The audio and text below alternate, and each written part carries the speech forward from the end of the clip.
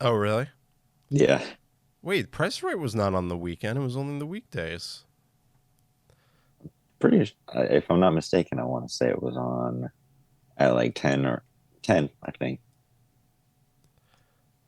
Really? All right. Well, maybe in an alternate universe it was. Reruns at least, I think, because I was at school during the week, so I remember I'd be mad on Saturday when I woke up and missed it. Well, anyway, Adam, we're live. Good Good morning. morning, and welcome to another episode of Cafe BTW, a morning gaming podcast. We've been on a little hiatus. I've been really busy. I've been moving, a whole bunch of stuff going on in my life. So I apologize. We haven't been on as consistent as I would like to, but we're not going away. We're always here. I opened up the door this morning to the cafe, and I have a guest with me, which is always great. Um, Joining me is Adam, aka Pure Prinny, from Los Angeles area. Know him in real life. What's up, Adam? Welcome to the show. Good morning. How's it going, man? How are you feeling today? Pretty good. And yourself? I'm doing pretty good. And just to give some, before we get into this episode is going to be interesting because we're going to talk a little bit about video game shop nostalgia, like pretty much like what was it like, especially for me, buying video games as a kid and the type of stores I went to, all the way up to currently the climate. Because Adam, our friend here, works at one of my favorite retro stores in LA and one of the earliest retro stores, that I've been supporting, and that's Game Dude in North Hollywood. Adam, it's over 30 years old now, right? Yeah, it started in 89, so it's around 30, 33 Holy crap. 1989, so it started in the late 80s. So, and Adam, how long have you been working at Game Dude? for almost 5 years. 5 years. Okay, cool.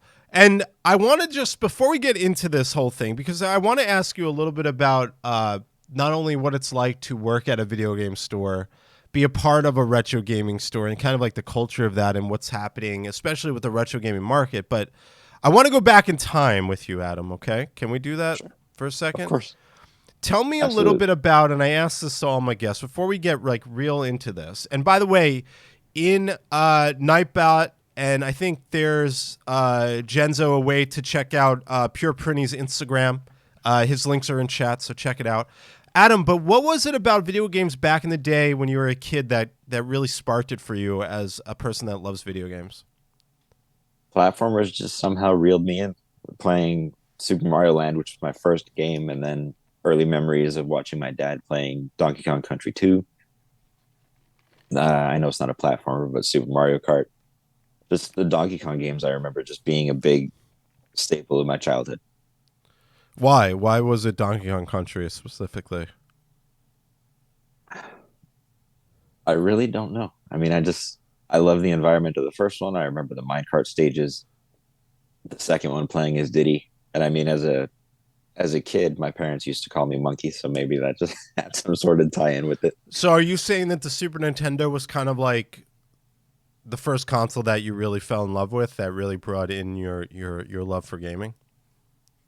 That one was the one I played the most. I did start with the Game Boy, but Super Nintendo holds a very special place in my heart. Super Nintendo. I just got a Super Nintendo, by the way. Mm-hmm. I was handed it free. My girlfriend's family are moving, and they found their Super Nintendo in the garage, and they're like, "Well, Andy would like this," and I was like, "Yeah, you're damn right, I would." So they gave me that. And good morning to our another first time chatter, Vivix. Welcome to the chat. Jan says Earthworm Jin. DMC says the music in Donkey Kong Country was fire. It was Uh, amazing. so you started playing the NES. Were you always someone that played video games throughout your lifespan of your long life, sir? There was a little time when I did stop, and it was around the 360 PS3 era, so 2006 to around 2008. And 2008 was when a high school friend let me borrow Super Metroid, and that kind of pulled me back in. And what is it about? Let's talk about your collecting. What kind of collection do you have? I know you have some really. I've seen some expensive games that you own, sir. But what is it about collecting that you love, and what can you tell us a little bit about your collection? Um, about collecting that I love. What do you love about Just collecting? And then, yeah, like tell us about your collection. it's nice to be able to get the games that I saw when I was a kid that I wanted and I either couldn't afford or if parents would say no. Like, did you ever know anyone who wasn't allowed to play anything growing up, like Resident Evil or Conker's Bad Fur Day, stuff like that? And then And what tell us about your collection. I've been collecting for about 10 years and I'm sorry, not 10, 12. And it originally was just loose copies of games that I wanted on Super or Game Boy. And then working at the game store kind of exploded my collection into what it is now, which I think it's around 800 games. 800, that's pretty good. And what's the majority? Is it mostly NES? NES, Super, and Game Boy. Super End Gaming. You have, are these all your Pokemon right here? Yeah, those are the only ones I'll buy. I stopped right at Gen 2. Wow. Pokemon has just exploded in value and popularity. Yeah, it's crazy. And it's so common too. That's what I don't understand. So what? So you started working in Game Dude 5 years ago. It's funny. I for some reason I thought you worked at Game Dude for much longer. But what was it that wanted you to work at a retro store? Because when you started working at a retro store, this is before like the market boom, before like retro gaming kind of exploded during the pandemic. But what was it about wanting to work at Game Dude specifically that made you want to work there? I went there a ton. I was there at least two, three times a week just looking for whatever since I could. And one of the employees at the time when I was there so much, he just threw out, "We're looking for somebody right now." And I thought, maybe I could use a weekend job. And there, there you have it. And they just hired you on the spot. They don't hire a lot of people. I've seen the same employees at Game Dude for the last, like, for the most part. And there's maybe a couple of newer people that started, but like, it's really hard to get, to work at Game Dude. I would imagine it's a very niche group of employees. Great, and they're all different and cool. But by the way, Vix. Oh my god, I can't talk this morning. She Vivix. says that her name's Cass and wanted to tune in on Adam and see what's running through your head, Adam. That's my best friend. That's your best friend, and your best friend is supporting you in chat. You are the best employee at Game Dude. I've bought Adam. What was your impression? What's funny about this, everyone, is that Adam met me because he worked at Game Dude, and would you consider me one of the people that you commonly see at Game Dude? What's your impression of me before we started to talk? Because you kind of knew me, sort of. It didn't seem like, at least until I first talked to you, didn't seem like. I mean, it seemed like you knew what you were going for when you went in. Oh, You okay. you know what you're looking for. There's sometimes there's the customer who's just, I'm getting into gaming. Where should I start? But you being the Saturn collector, I mean, I would see you go straight to Saturn and then maybe make your way around a little bit, but it's just always Saturn. Always Saturn is right. And I was telling you off the podcast that, I started collecting. I moved to LA in 2007, and I literally moved down the street in Van Nuys from Game Dude. So Game Dude was literally like a mile away from me. Mm-hmm. And I had already been a big gamer. I brought a lot of my original collection out to LA. Some of it was thrown out by my mom, but I just think that in 2007, people weren't thinking about retro games as kind of like something that's super popular to do today.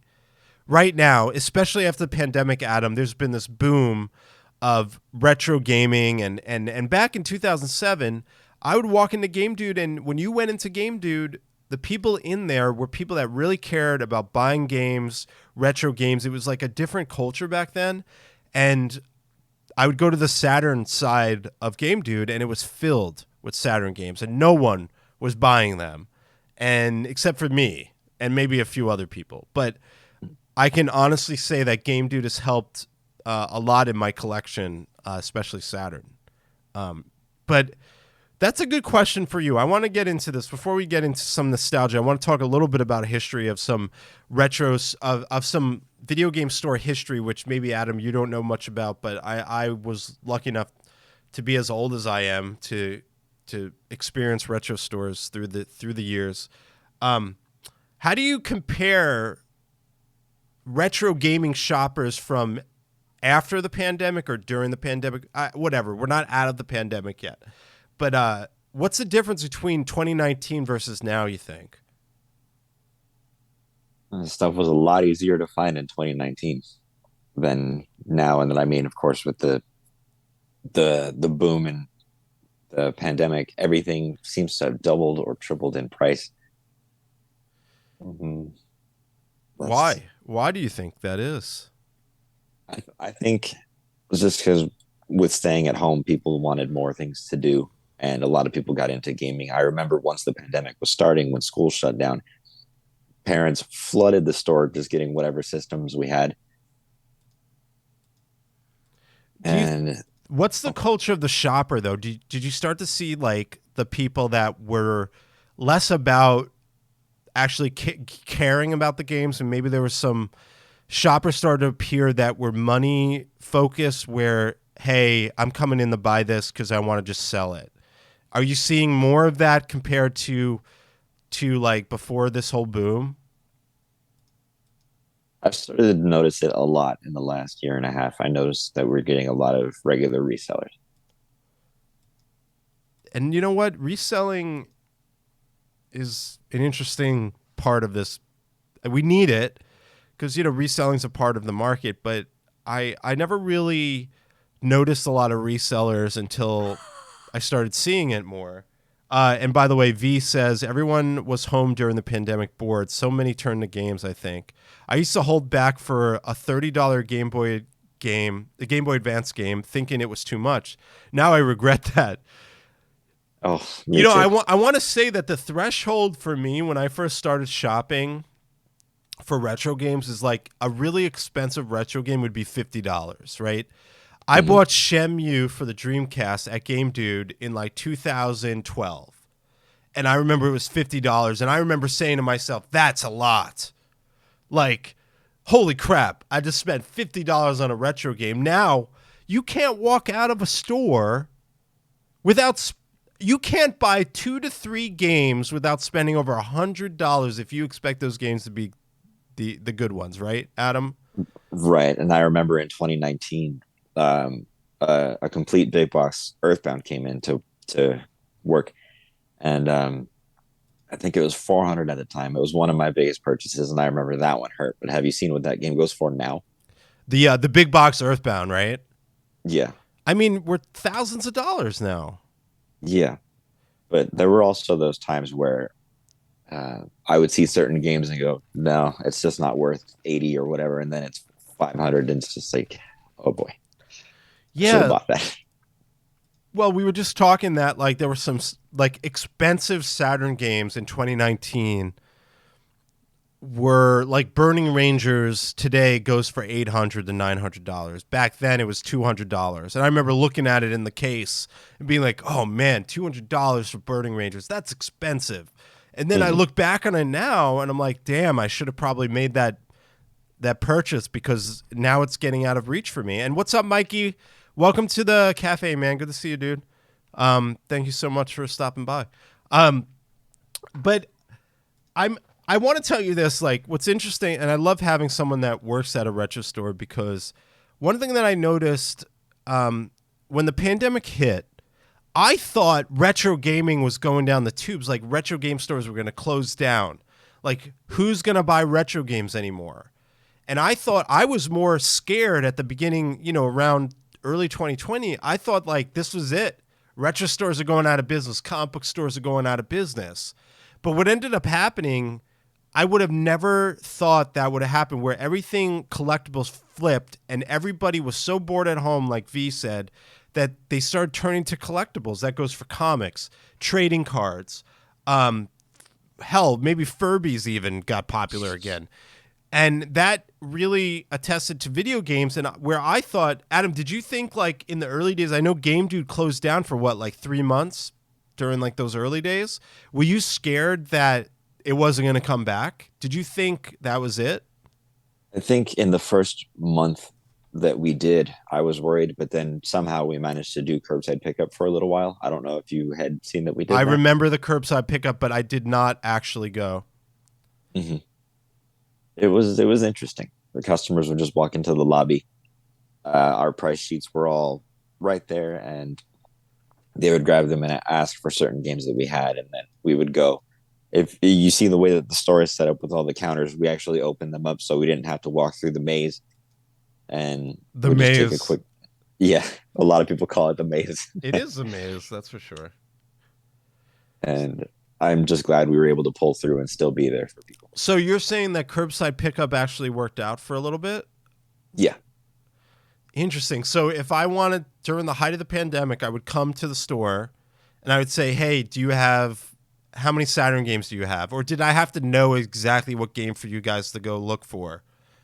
Or the um, the price sheets, um, like if anything, if I remember, the price sheets were all there, and I think we gave a highlighter, and just the customer would just look and highlight for what they wanted. We'd grab the list and then go look for it, and then come back and say we do or don't have it. and then And the but when did you start to notice that the prices were starting to get higher? Things are getting more expensive. Like the games that you were used to, the prices were just started changing. And did and like when did you start to notice that there was like this the boom was starting to happen? late 2020 on GameCube, because everyone bought us out of GameCube. I think all we had for months was just an import King Kong on GameCube.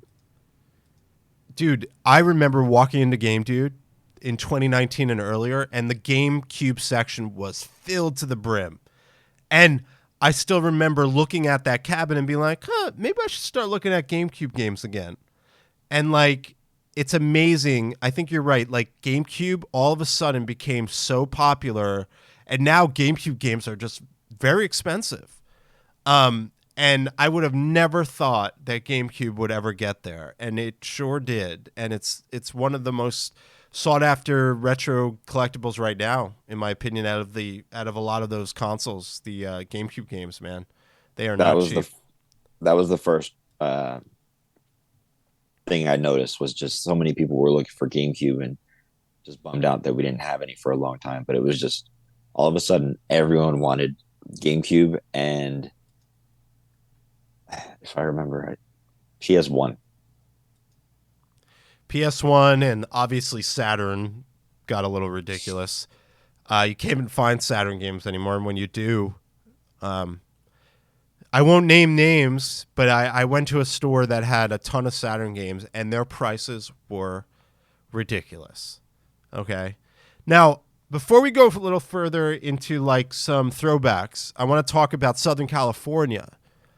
And, you know, a lot of people don't know, but, you know, Southern California, Adam, and I will probably say this is one of the better retro culture areas in the country. You know, Seattle's pretty popular, Portland, New York, Northeast. But something about Southern California, there's so many shops now. And when we went into the pandemic, there was maybe like Game Realms in Burbank. There Mm-hmm. was Game Dude. And then all of a sudden in 2019, we got Game Tower, or maybe Game Tower opened early. We got Game Tower, Retro Respawn. We got Retro Games Plus in Orange County. It's just like it's just like a boom. Like, what do you think? Were you ever expecting there to be now like 10 shops in LA alone? Like, there might be more than 10 shops now. Like, what's up Most of with the time, I'm sorry about that, but most of the time, whenever I hear there's another one, I'm kind of just stunned at just the amount that you've said. I mean, I love Retro Respawn, by the way, but Yeah, I mean, we had just Dylan on the show. Dylan was on the show. oh, really? Yeah, Dylan has been on the show, the owner of Retro Respawn. Yes. Mhm. That's awesome. But it really does stun me, because for the longest time it was just Game Dude and then Game Realms. But then with the pandemic, somehow I could think of at least five other stores that are around. And it, I mean, the way that they get their inventory, I guess they spend all day looking for it, but it just surprises me that they were able to pop up and survive. Yes. Now, can I say something about Game Dude that I love and that I've noticed with, and I'm not naming names, but a lot of these explosions of retro stores have also caused an explosion in lesser quality on the shelves, and I'll tell you what I mean by that. Game Dude, I know for sure when I go into Game Dude that you guys, if you guys are purchasing games from people, you're cleaning them, you're putting them through testing. I know for a fact if I sell something to Game Dude, that game will not make it on the shelf the same day because you guys give it a lot of love. I've even gone into, I was going to sell a PS4 to you guys, and you guys came out and said, the fan sounds really loud.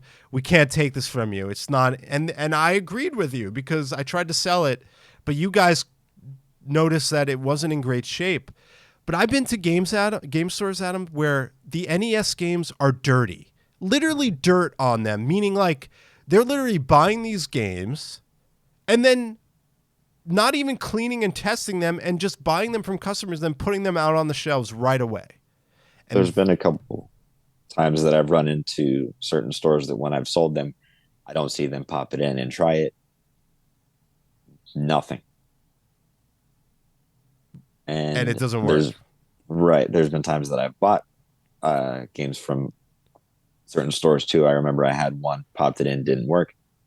But that that's a practice that I wish that these stores would improve. At least I know not everyone's going to have test systems like my work does, but find some way to at least pop it in. What if I traded in, I don't know, Mega Man 3, but it had ice hockey board on the inside?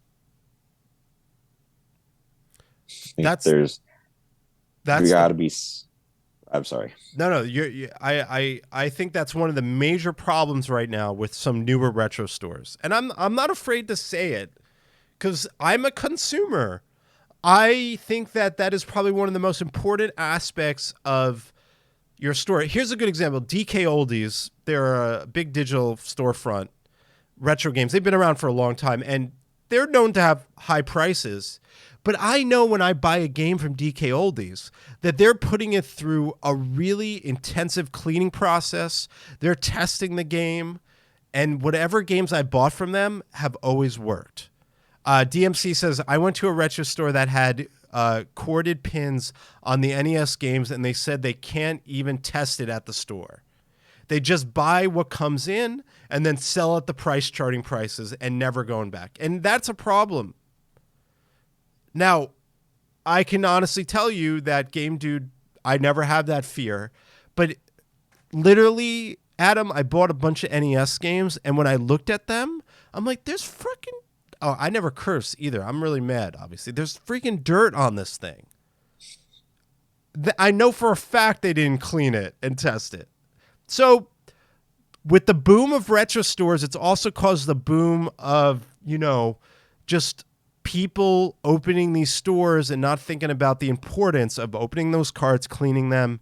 When you're buying these games from people, there's probably a slight chance that 90% of the games will work, but there's like the 10, 15% that don't. And that's because you didn't test it. And I'm going home, putting them into my NES, and they're not working. Game Dude, I know you guys have a great return policy. Like if the game doesn't work, you come right back and they take care of you, But I think that that's another problem with like this boom of retro game stores. And what you're seeing, Adam, is a lot of hunters that were always hunting games are now opening stores too. These big resellers are opening stores. And then we can get into the price of games and stuff like that. But I do want to talk about the good stuff too. The really cool stuff are the retro swaps that Game Realm started in LA. And that's where a bunch of vendors and people get together in these groups. And it's becoming a common theme in SoCal. When I post videos on these retro swaps, people are always like, whoa, they don't do that in my area. So I feel like we're really lucky, Adam, to be retro fans and gamers and people that love retro games and living in SoCal because we are given an abundance of opportunities to buy games. And that goes with places like Frank & Sons, which I'll be honest, I went to the Frank and Sons retro SoCal retro event, which I thought was cool, but there was no Mm. air conditioning and it smelled really bad. Okay, just gonna put that out there. Right. It was disgusting. Like I smelled like it just smelled like people weren't showering kind of place. Mm. No air conditioning, wasn't good. Um, but yeah, what do you think of the culture of like the retro swaps and the alternate avenues besides retro stores to get video games now? I had fun when I went to the retro events. I mean, I don't really make it out to them because I'm working. And by the time I'm off, they're done. But I remember going to, what is the game realm? Valley Retro Game Swap. I went to a few of those, and I mean, it was really nice just being able to actually see what I was looking for at the time because my work doesn't always have what I'm looking for. But there were certain vendors there that did, and it was nice to just spend the day talking to people. I know the community does have a lot of resellers, but there's also people who are still in it for the love of that just want to learn about other games that they'd be into. I'm kind of And like that, I'm a lover, Adam, when it comes to games. I'm a lover. yeah, me too. I mean, I know my collection did kind of become more than it was supposed to be. There's so many impulse purchases in there, but whenever I take the time to play something that caught my curiosity, now I'll actually be able to know if I got something that I ended up loving or hating. And I've had a few that I've picked up that I popped them in and they were awful. Yeah. Manny But says it was so hot at Frank and Sons, I lost 5 pounds. Yeah, that's right. I ran into Manny. We met at that Frank and Sons event where everyone smelled like they just got out of the gym. Mhm. But I actually got a bunch of cool stuff there. And big. I want to tell everyone something. If you happen to go to a retro swap or a swap meet, a flea market, and you're buying video games, do not be afraid to negotiate on the price. I never, Adam, buy the sticker price at a retro swap. I always negotiate and say, I ask them maybe $5, $10 cheaper sometimes. Manny could attest to this. Someone was selling Marvel vs. Capcom for $120. I eventually bargained them down to $85 or something. Mhm. I was like, I'm not giving you a 120 for this. I'll give you 90 right now. Because it's like incentive for you to negotiate. So don't be afraid to negotiate when you're at retro swaps, okay?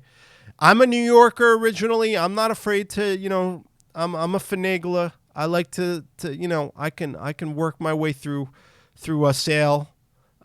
So just telling people out there, don't be afraid to negotiate with these vendors because they're there to sell, and that means that you have an opportunity to negotiate. So don't be shy, I guess is the answer. Right, Adam?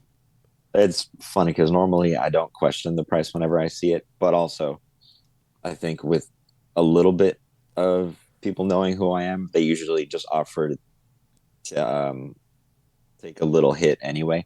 Like if I'll see a certain game that's $40 and I'm interested in it, and they'll go, "Oh, for you, I'll do 30 or whatever." Um, But DMC says negotiating at swaps is the highest high I can get.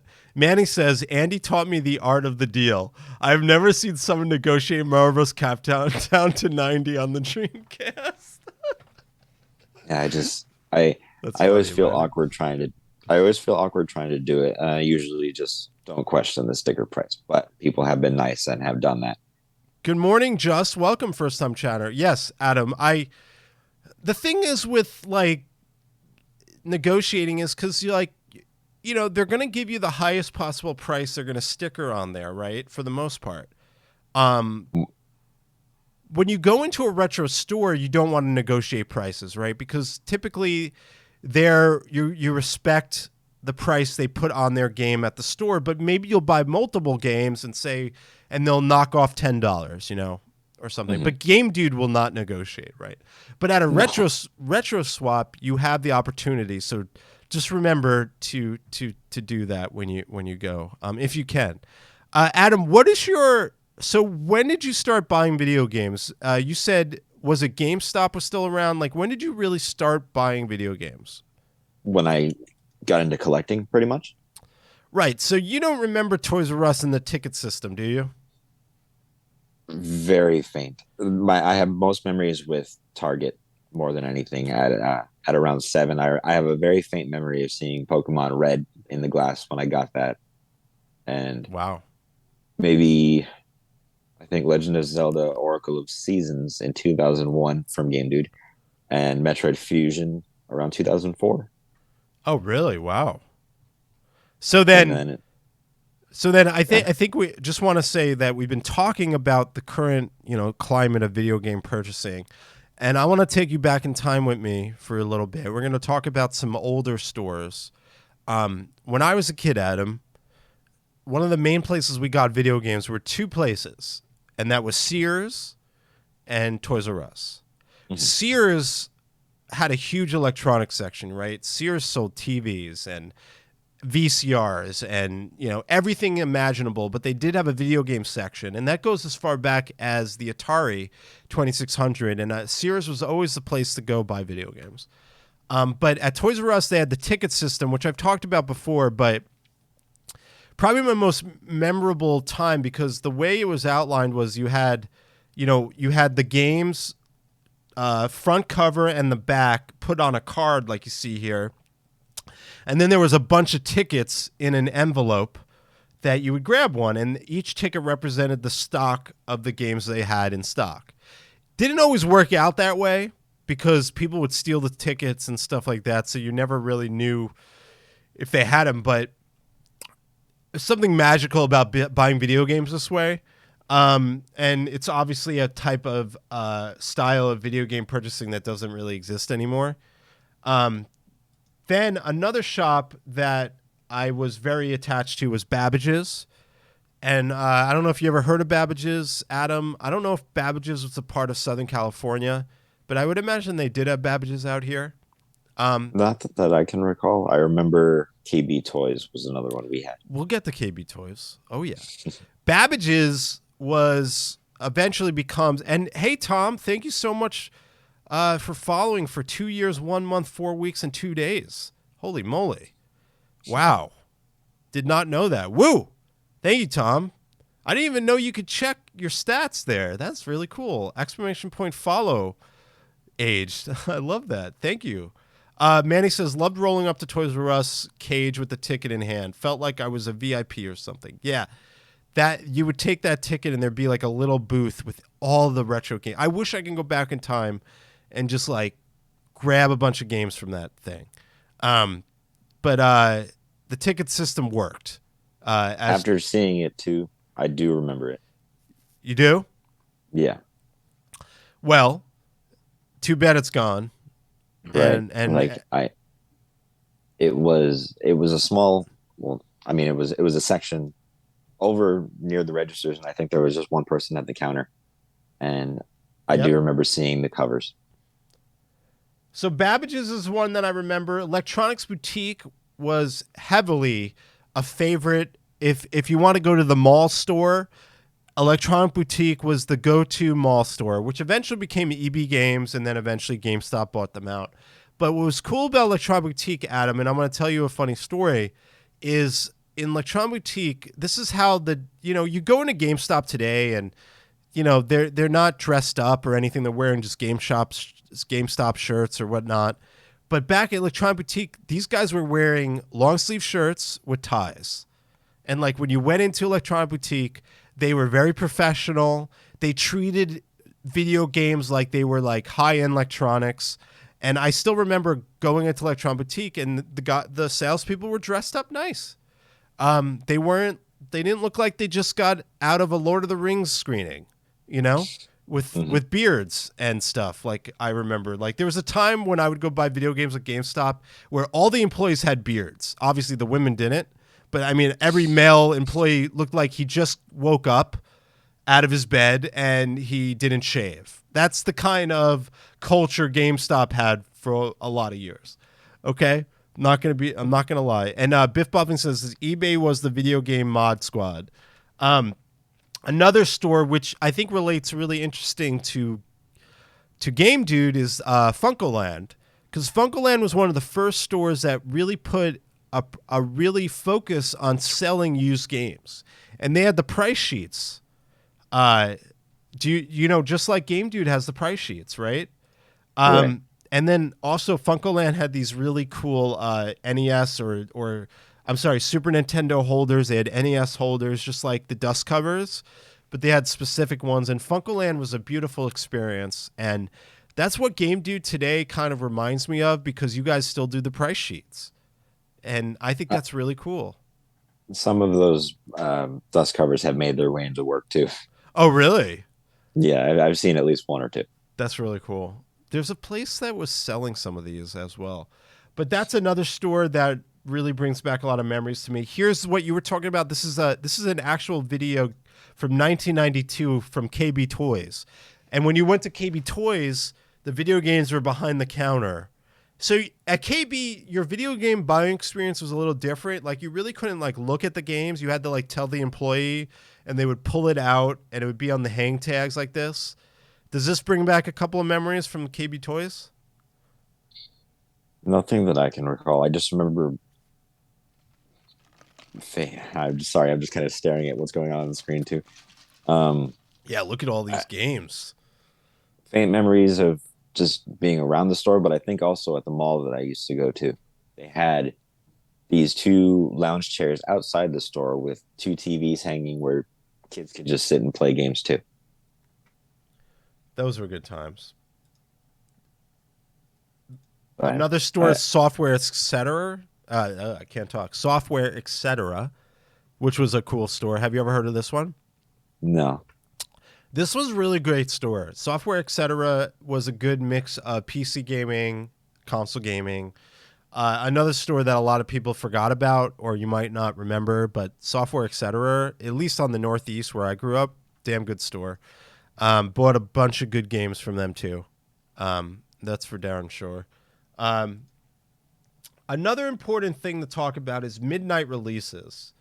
And this is something I've been wanting to talk about. I almost thought about doing a whole podcast about it. But look at the production of these midnight releases. They don't do this anymore.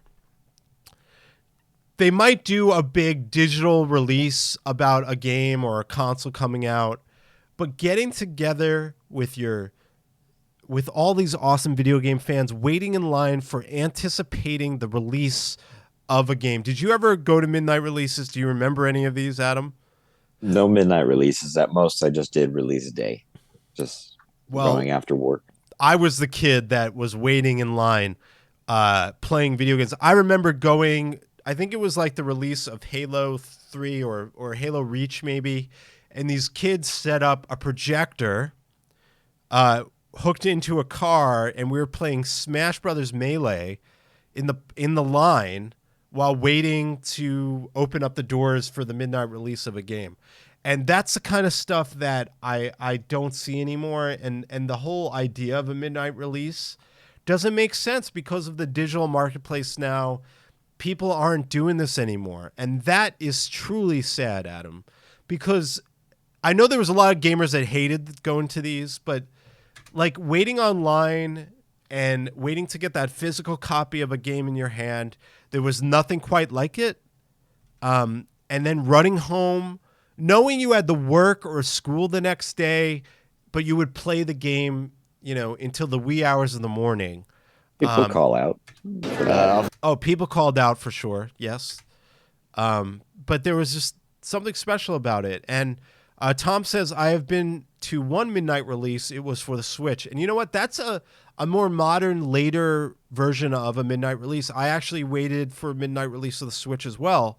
But I feel like PS5, I had to sit on a website and click to try to buy a game in my cart.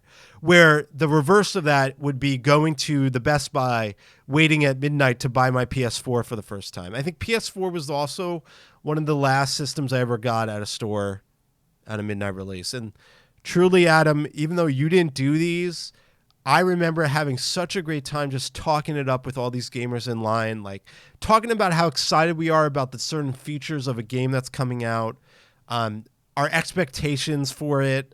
Like Grand Theft Auto 4 midnight release, I remember being in line for that. Halo 2 is probably the one I remember the most. And people were ecstatic and screaming and yelling when they came out of the store with the game in their hand, like you had just reached the top level of a game. You know, it was so important. It was felt so good, and I I miss it. remember that was one of the first ones I ever saw, just on TV at least. I didn't think something like that would ever make the news, but I remember seeing that people were ecstatic waiting in line for Halo 2. Yeah. That's that was one of the that I think was the very first coverage on a midnight release that I had ever seen. So the question is, who goes to midnight releases anymore? And to be honest with you, not much of anyone. And that is that is something I've been wanting to talk about because it's a sad part of video game culture that's probably going to the wayside because, you know, and I even predict that Best Buys are going to be gone eventually soon. I mean, who the hell goes to, I don't go to Best Buy anymore. I don't go to Best Buy anymore. Adam, my newest TV, I ordered on Amazon and it showed up, right? I Right. I don't go to electronic stores anymore, and I'm a part of that whole thing. I don't go, so I'm a part of the reason why midnight releases don't happen anymore because I am buying things digitally. Uh, Manny says I used to take my little brother to midnight releases for Halo 3 and 4. Good times. Sad the culture died out, and yeah, it's still dead, more than ever. But what do you think of the whole moving into the digital frontier, Adam? Obviously, we have retro games that we're collecting, but eventually there's going to be no physical games anymore. Does that upset you? I Yes, I can't stand it. I don't like that most games that sound appealing to me don't have physical copies.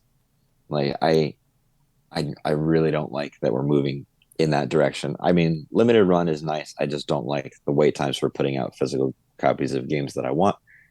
And um, Yeah, but you know the problem with limited run is awesome, but now there's like a million other limited run like companies now, and I'm like, who the hell do I buy these special release games now? Like, I feel like that's getting oversaturated too. Like it this whole is like all these game companies that are popping up with these special releases. I'm like, who are you? And special reserves, super rare, strictly eight limited. bit or I am 8-bit. Like we can go down that. It used to be just limited run games, but like even that is getting a little out of hand. Like It's pretty bad. There's certain games that I ordered at least 2 years ago that I'm still waiting on. Tom says, if we go full digital, I want the console makers to start working on faster downloads, bigger storage. All digital games today, way too big in size, takes 85% of your storage. Warzone is 40 gigabytes. If a Switch game looks cute, I'll order it. Can I just also, that's a problem too right now, is games are being released unfinished, broken.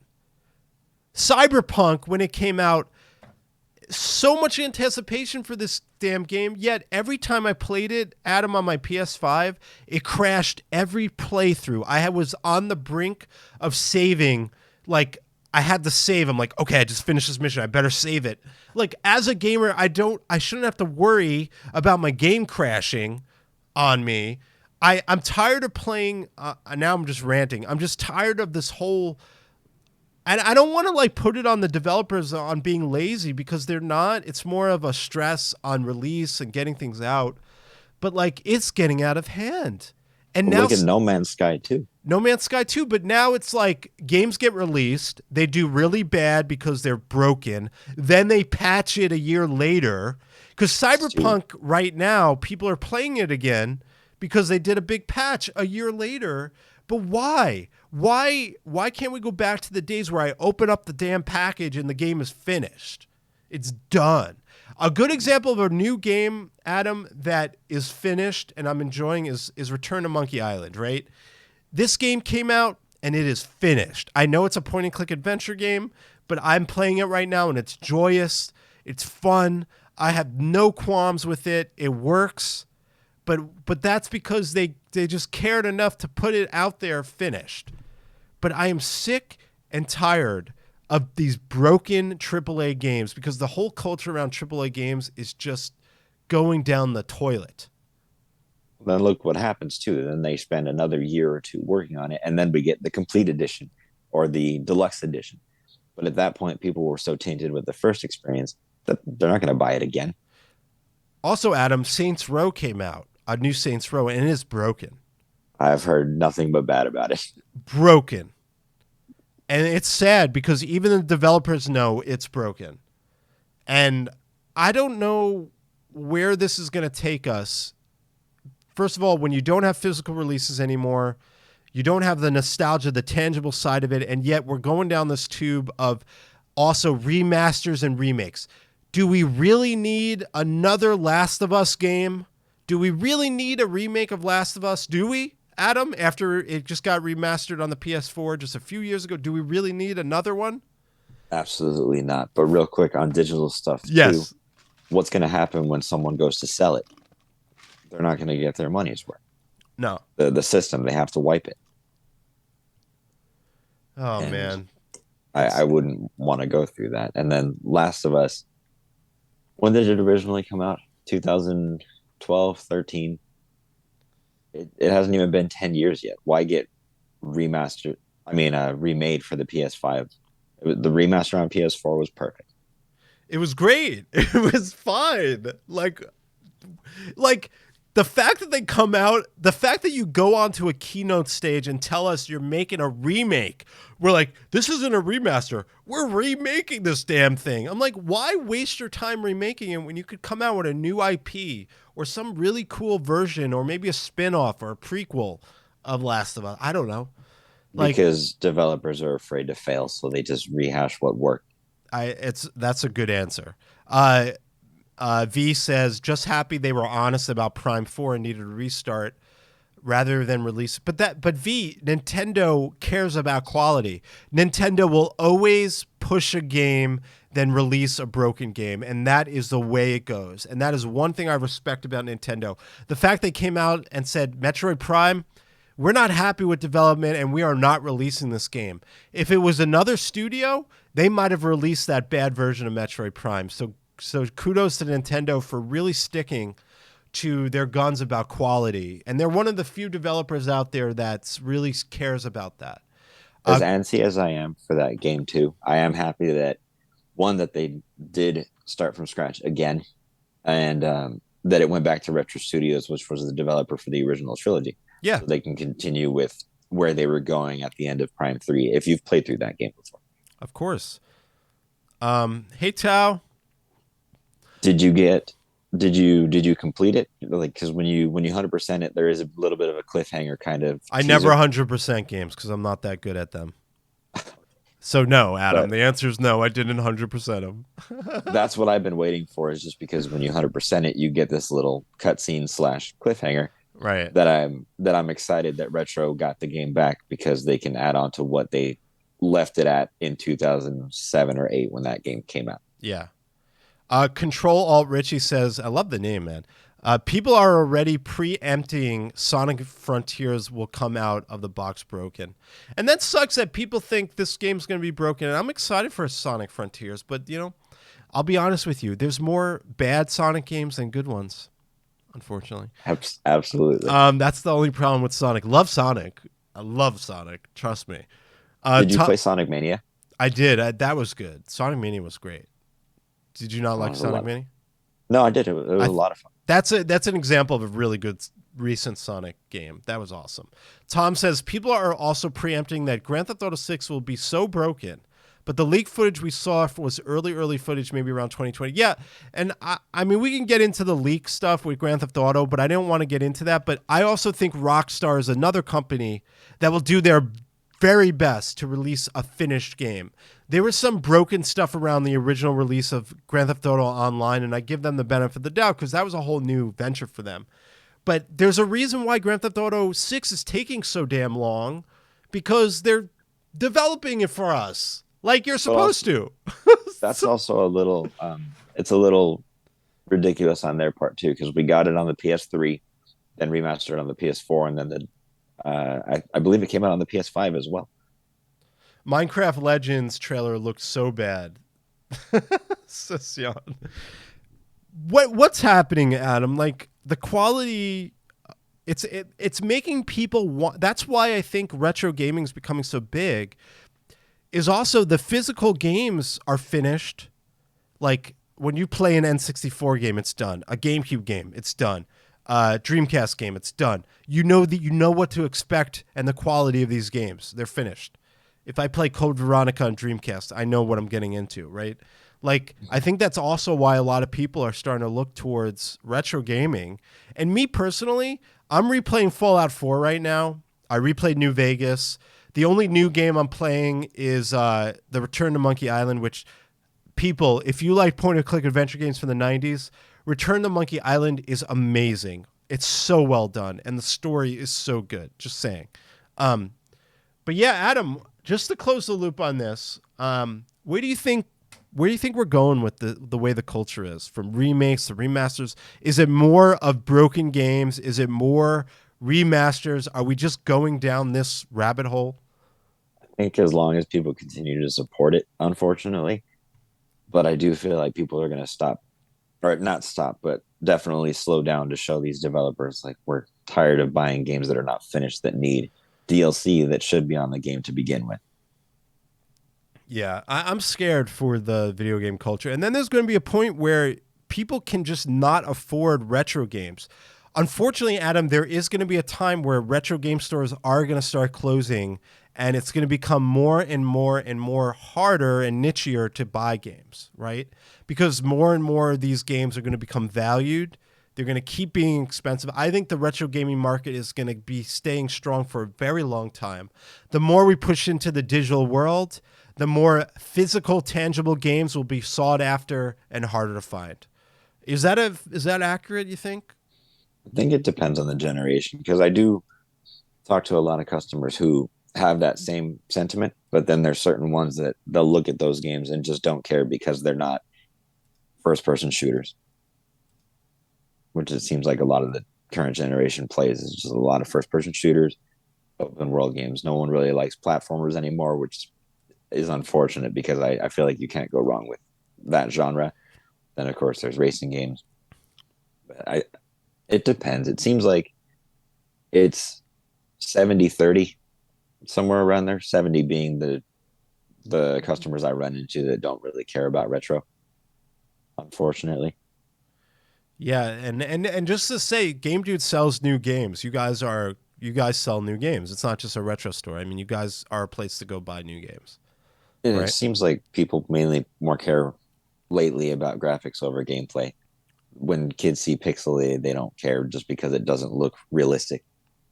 And I don't agree with that. I prefer more of a fun experience. Prefer replay value. I don't really play online too much, but it seems like that's where we're going. Look at how many games there are that have couch co-op on modern systems. There's not too many. Not too many. GMC says, I hate buying PS3 360 lots on Marketplace. It's 40 games of all the same FPS shooting games. There you go. There you go. And Go ahead, Adam. it's just no one this generation is going to experience the split experience. Do you remember? Don't look at my half of the screen when we're playing together. Yeah. Stuff like that. Couch co-op is a dying breed. I think the Nintendo Switch is still something that tries to bring people together through the couch.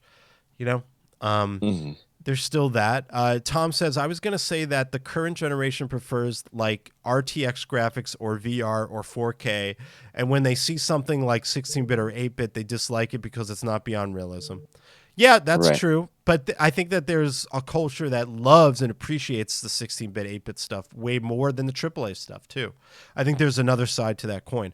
Adam, as we get close to the end here, I do always post a question on Twitter that relates to the podcast. And I asked a simple question. I said, your parents, or did you buy most of your video games back in the day?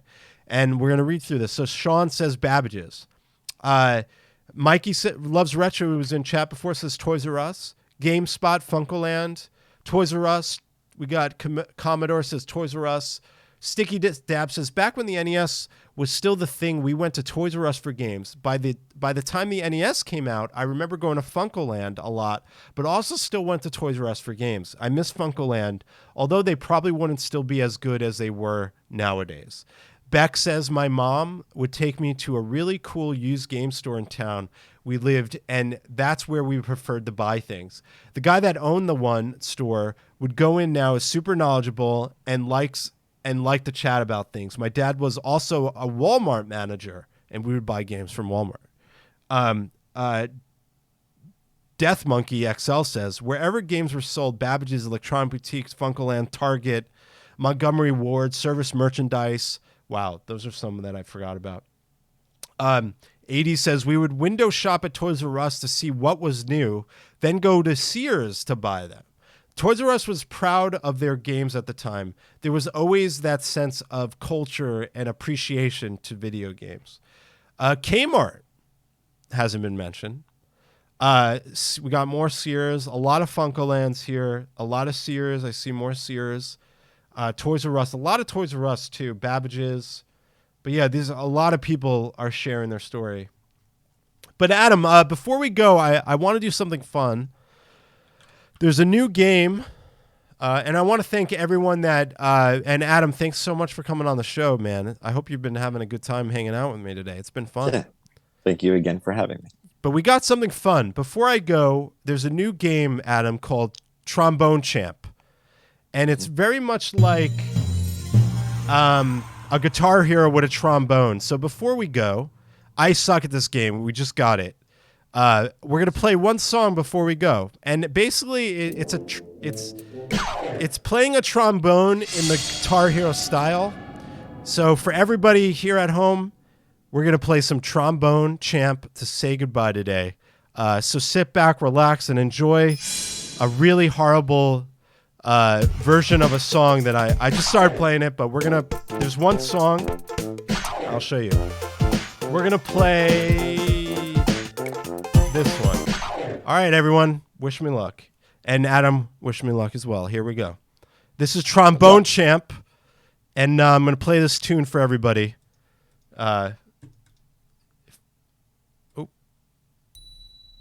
All right, here we go.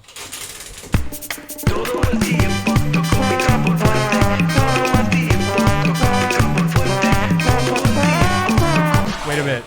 That's not the track I wanted. Hold on. That's not the one. Hold on.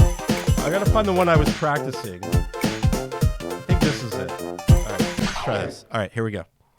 All right, wish me luck, Adam.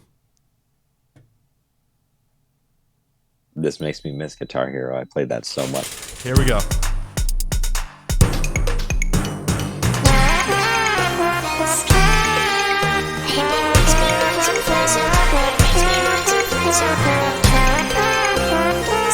I'm not very good yet.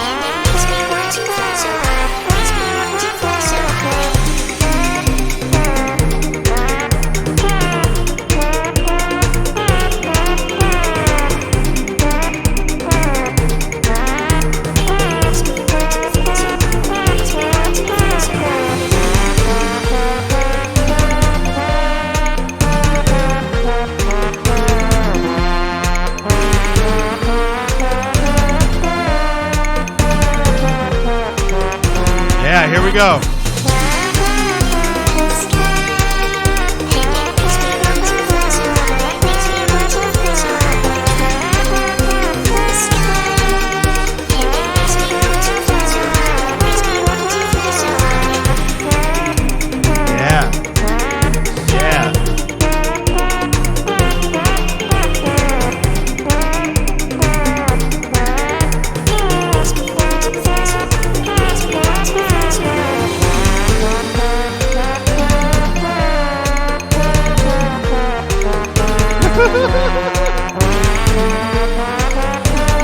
This game is amazing.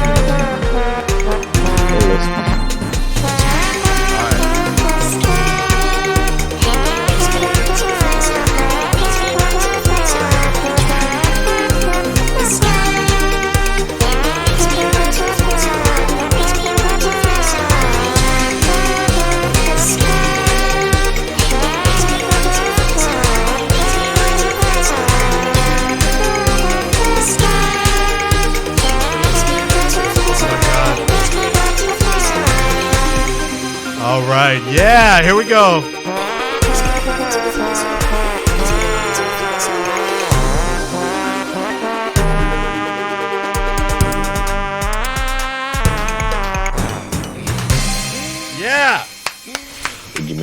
Oh, you did? Yeah. All right. Oh, Woo! I did pretty good on that one. That's hard. What did I get, a B? All right. So that was a fun way to end the show. Adam, this is probably one of my favorite new games. You see, this is original. Okay? This is not broken. This is Trombone Champ. I hope everyone enjoyed my little fun there. I see everyone in chat. Thanks so much for that. This is fascinating. Yanni says, Tao says, hands in the air. Agreed. Wave them around like you don't care. Man, and I think, Adam, this might become a theme. I'm going to start playing these Trombone Champ songs at the end of my show. I wanted to do that so bad. So thanks so much for hanging through that and watching me play. Adam, where do we find you, man? You're on Instagram, right? yeah, just Instagram. Just Instagram. And you can check out a lot of Adam's stuff. Remember, if you happen to go to Game Dude in Southern California, look for Adam, say what's up, tell him you saw him on the podcast, you know. Really appreciate it, Adam. It was really fun today, and I thought it was a really chill episode talking about video game culture and video game stores, and I hope you had a good time, man, because I sure did. I did too. Thank you again. Yeah, and everyone on VOD who didn't make the live, thank you so much for watching the show. We will be back next Saturday for Cafe BTW, a morning gaming podcast. And before I go, I do want to mention I do have an audio podcast now called the Saturn Force Podcast. And the Saturn Force Podcast is a new podcast that I have created that is an audio-only podcast just for Sega Saturn culture. So you could check that out as well. It's on my link tree. I'll throw it in chat for everyone if you're curious. That said, have a good weekend. And remember, we only get one shot at this, so you might as well be nice to people. Right, Adam? That's right. We'll see you all next time. Thank you so much for stopping by and hanging out with us. I'm going to close the Cafe BTW for this Saturday, but we'll see you next Saturday. Take care, everyone. Take care, everybody.